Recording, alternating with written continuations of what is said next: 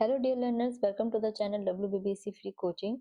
Today I will do class 9 English textbook chapter 1 Tales of Bhola Grandpa all exercise. I have already explained this chapter in my previous video. अगर आपने अभी तक part 1 video नहीं देखा है तो आपको इसका लिंक आई बटन में आपके टॉप राइट कॉर्नर में मिल जाएगा, क्योंकि अगर आपको स्टोरी पता होगा तो काफी इजीली एक्सरसाइज को सॉल्व कर पाएंगे. Okay, let's do all the exercise.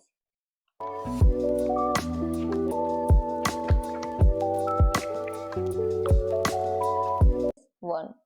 The first question is, in the bokal tree there lived. Bokal के पेड़ में कौन रहता था? Monkeys. The option B is right.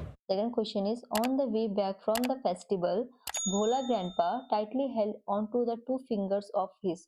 जब वो फेस्टिवल से वापस आ रहे थे भोला ग्रैंडपा, तो उन्होंने दो उंगलियों का काफी जोर से पकड़ा था. तो किसके दो उंगलियों को जोर से पकड़ा था? The grandson. The number C is right answer. Okay. The third question is, a gang of pirates were burying a, जो समुद्र डाकुओं का झुंड था वो क्या दफना रहे थे? सैंड ड्यून्स में. याद है ना, हमने समझा था. तो यहाँ पे आंसर क्या हो जाएगा? Number A, large box. The fourth question is, Bhola grandpa was returning from the. Bhola grandpa कहाँ से वापस आ रहे थे? Yearly market, monthly market, daily market और weekly market. The answer is weekly market. So the D option is right. The fifth question is, Bhola grandpa died at the age of. Bhola grandpa कितने age में उनका death हुआ? 85, 95, 55, 75. The answer is 95. So B is the right option. Now the exercise number 2 is, answer the following questions within 15 words. Okay. The first question is, when did Bhola grandpa let out a loud wail? Bhola grandpa कब बहुत जोर से चीखे थे? Remembering his grandson who unknowingly slipped out of his grip, Bhola grandpa let out a loud wail. जब उनको याद आया कि उनका जो ग्रैंडसन का उंगली है गलती से फिसल चुका है, तब भोला grandpa काफी जोर से चीखने लग गए. क्वेश्चन नंबर बी है, where had the grandson found a cozy shelter. जो उनके ग्रैंडसन थे उसको कहाँ रहने के लिए जगह मिल गया जब वो बिछड़ गया था अपने दादाजी से? तो आंसर क्या होगा? The grandson had been found to take a cozy shelter under a cow's belly. वो गाय के पेट के नीचे बैठे हुए थे उनके grandson. Okay. Number C question is, what request did Bhola grandpa make to the first man he saw on the mount. What is the meaning of mount? मिट्टी या फिर रेत का ढेर. ओके. तो यहाँ पर क्वेश्चन पूछ रहा है कि भोला ग्रैंडपा ने जब फर्स्ट मैन से मिला तो उन्होंने इससे क्या रिक्वेस्ट किया पहले? आंसर है, Bhola grandpa requested the first man he saw on the mount to give him water to drink. उन्होंने उससे क्या मांगा था? रिक्वेस्ट किया था कि उन्हें पानी पीने के लिए मिल जाए. Okay. Next question is number D, how old was Bhola ग्रैंडपास wife when he died. जब भोला ग्रैंडपा का डेथ हुआ था तो उनका वाइफ का एज कितना था? The answer is, when Bhola grandpa died at the age of 95, his wife was 80-year-old. Answer बोल रहा है कि जब भोला grandpa 95 के एज में डेथ किए तो उनका वाइफ का एज था 80 years. Okay.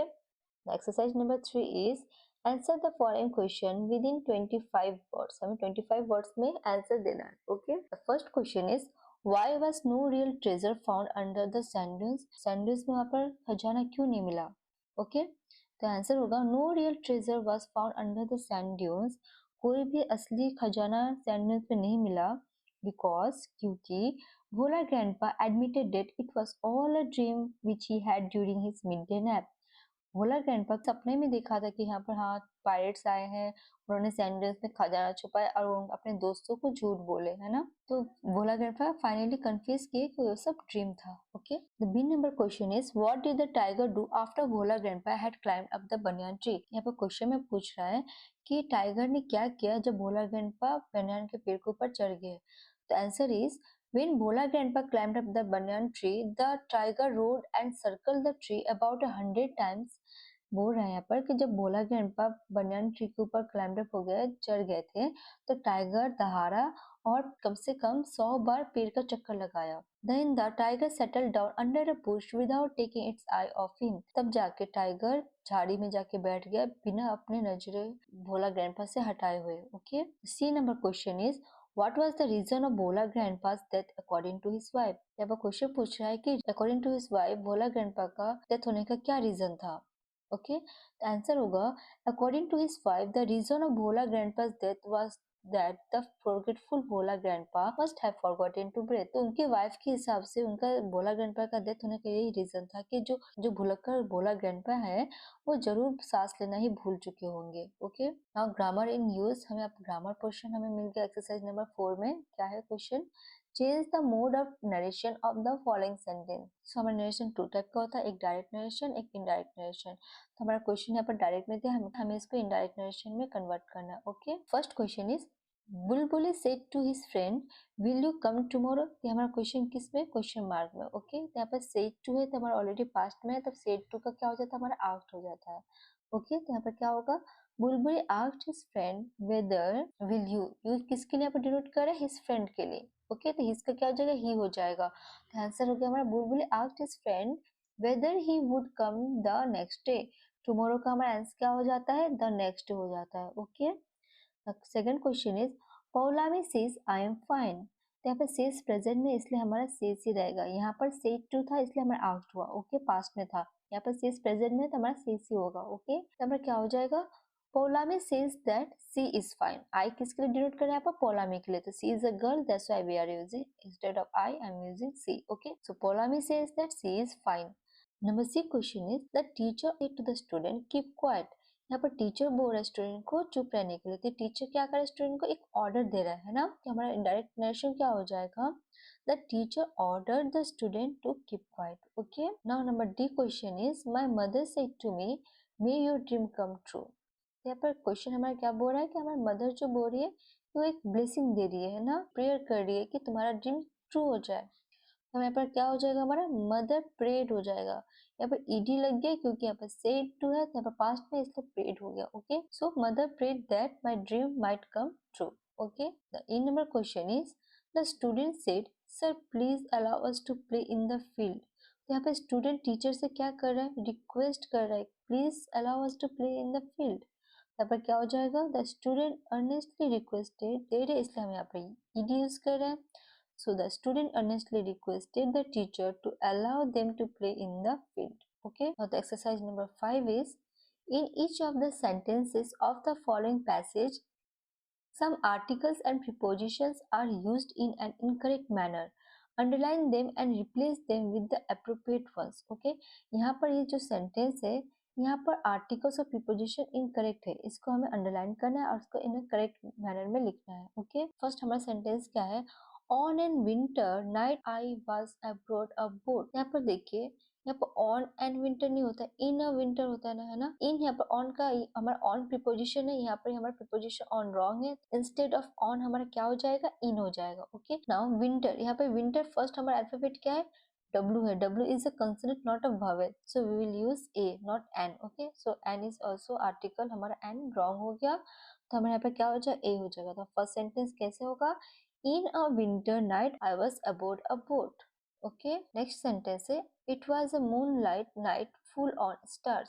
तो यहाँ पर on हमारा प्रीपोजिशन रॉन्ग हो जाएगा, यहाँ पर क्या हो जाएगा, ऑफ स्टार होगा। ओके, तो हमारा सेकेंड सेंटेंस कैसे होगा, It was a moonlight night full of stars. Okay, now the third sentence is the boat was anchored up a great river. Anchored मतलब क्या होता है, मतलब यहाँ पर थम जाना। ओके, तब पूछ रहा है यहाँ पर अब हमारा प्रीपोजिशन क्या है, यहाँ पर रॉन्ग है, यहाँ पर क्या होगा, in a river, in a great river, नदी में। ओके, तो हमारा राइट सेंटेंस क्या हो जाएगा, the boat was anchored in a great river. Okay, the fourth sentence है हमारा I was thrilled to see a beauty on nature.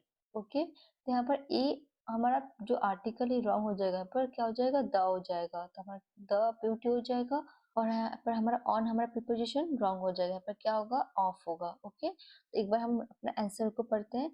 In a winter night I was aboard a boat, it was a moonlight night full of stars, the boat was anchored in a great river, I was thrilled to see the beauty of nature. Okay, now the next exercise number is 6, composition.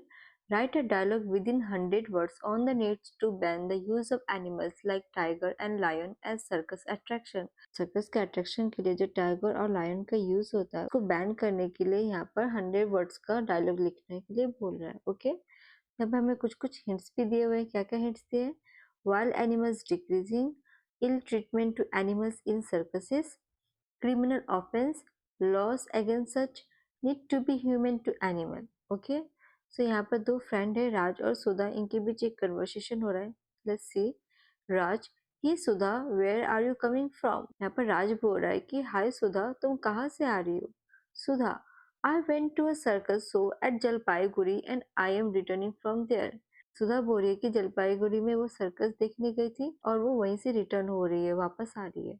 Raj, wow that's great, I wish to go there, have you enjoyed the show? तो राज ये सुनकर बोल रहा है कि काश मैं भी जा पाता, क्या तुमने वहां पर एंजॉय किया? Sudha, oh yes but I really feel sad for the wild animal. Sudha बोल रही है कि हाँ, मैंने एंजॉय तो किया लेकिन मुझे एनिमल्स के लिए बहुत ही बुरा लग रहा था।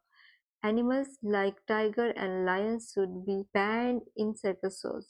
यहाँ पे सुधा बोल रही है कि एनिमल जैसे कि टाइगर और लायन सर्कस में बैन हो जाने चाहिए। Raj, they are really ill treated, उनके साथ काफी बुरा व्यवहार होता है। They are whipped and forced for the shows in their circus, उन्हें मारा जाता है और उनसे जबरदस्ती सर्कस करवाया जाता है। सुधा, आई एग्री विथ यू, मैं तुम्हारे साथ सहमत हूँ। All present the number of such animal is decreasing day by day, और आजकल ऐसे जानवरों का संख्या भी घटते जा रहा है।